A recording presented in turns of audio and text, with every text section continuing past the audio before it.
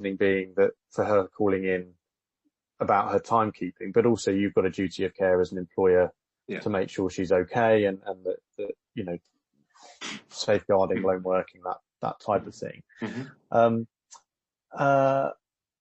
Would you say that Sam understood the sort of seriousness of the issues around lone working and safeguarding?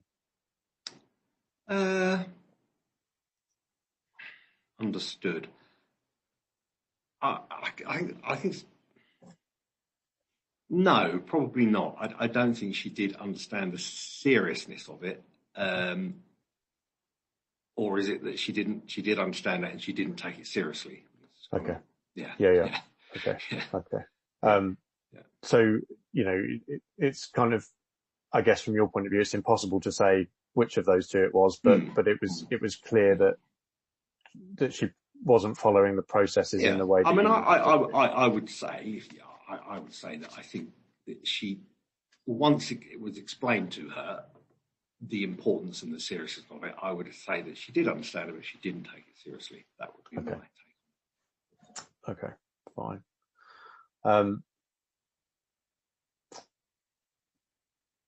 So Sam described quite often receiving phone calls towards the end of her shift. You know, maybe five. I think she finished at 3, so maybe 5 to 3.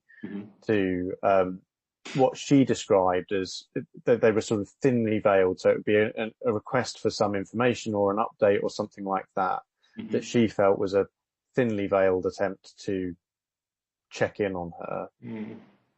Is there anything in that from your point of view?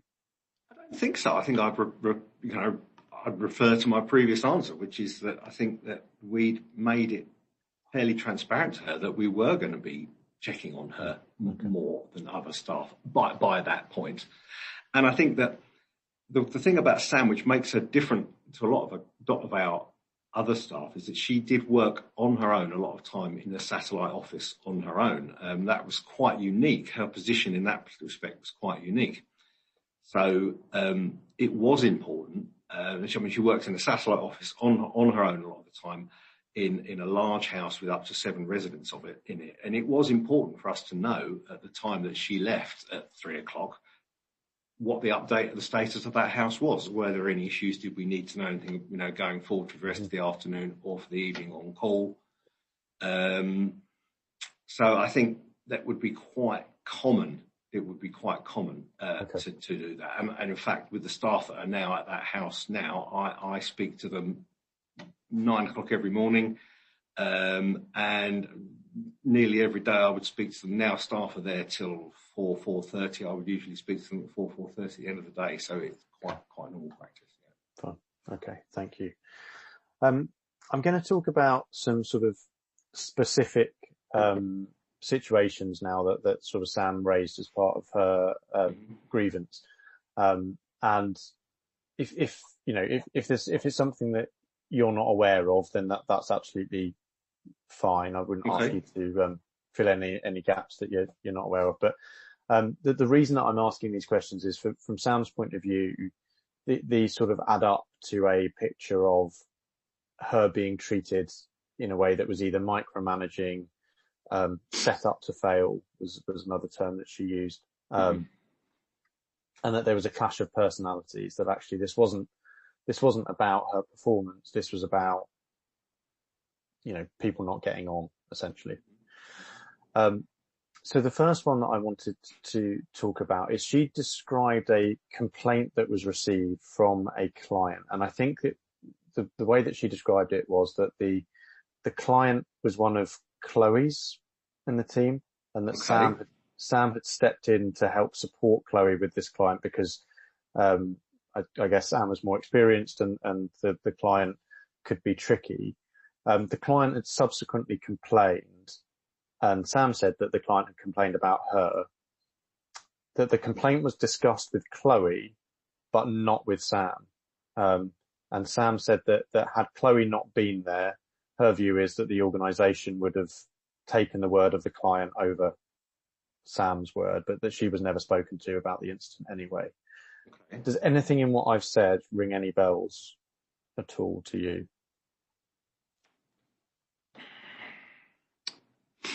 No, no. Okay. I think I know the client in question and the situation in question. In that particular client did make a lot of complaints about Transform.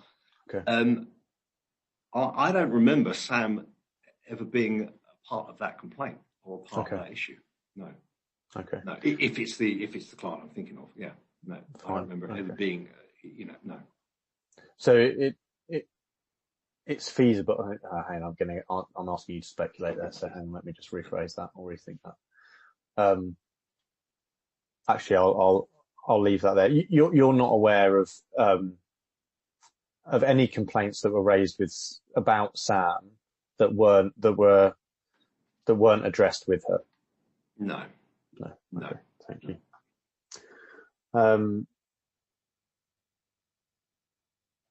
Thank you.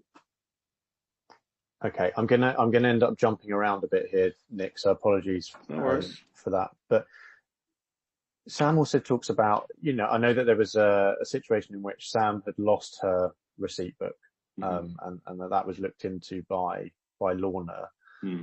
She said that during that period, Lorna had instructed her not to go on collecting rent while she didn't have her receipt book, but that she subsequently received an instruction from you to collect some rent from some clients, and that she was then criticised for having followed that instruction, essentially, because she didn't have her receipt book. Do you recall that situation? I do. Yeah. Well, I recall the situation around her losing her rent book and so forth. Yes. Yeah. Could you talk me through your sort of understanding of the situation? I think that my understanding of that is yes, that it was established that she'd lost her rent book, and I think I think it comes down to a matter of a bit of miscommunication, really, between ourselves. And I think that what happened was, yes, Sam had lost a rent book. It was established that Sam had lost a rent book. I think I was at the house possibly the day after that or some days after that. And I did say, "Oh, can you collect rent from so-and-so?" without having it at the front of my mind that she'd lost her rent book, in a kind of habitual way in which I would say to many staff, "Can you collect rent from such and such?" So yes, I was asking her to do something which she clearly couldn't do because she didn't have a rent book. But I don't think she was criticised for that, or that was then held against her in any way. No. And it wasn't a deliberate action to catch her out or trip her up. No, absolutely not. No, of course not. And during that conversation, Sam didn't say to you at all, actually, No. Lorna's instructed me not to, or I don't have my rent book. No, so I can't. No. If she'd said to me then, "Oh, don't you remember the fact, Nick, I haven't got my rent book?" I would have said, "Oh yeah, of course you haven't got your rent book, have you?" Okay. No, she didn't. Okay, thank you. I'm going to jump now to, there's an issue around Willow House, I think, and Sam not being able to access it 2 days in a row. Sam says that she called that in to the office, and whoever was on duty at the time, I think she said Chloe and someone else, and she had mentioned to them that she had been able to access the property. She also says that there was a conversation with you where she talked about the issues that she'd had accessing the key safe. Now, I know that I think the order of things from was that she couldn't access the house. She says she called it in. There was then a team meeting, I think, where Lorna had asked for an update on some clients or a client in the house, and Sam had said, "I don't know because I haven't been there."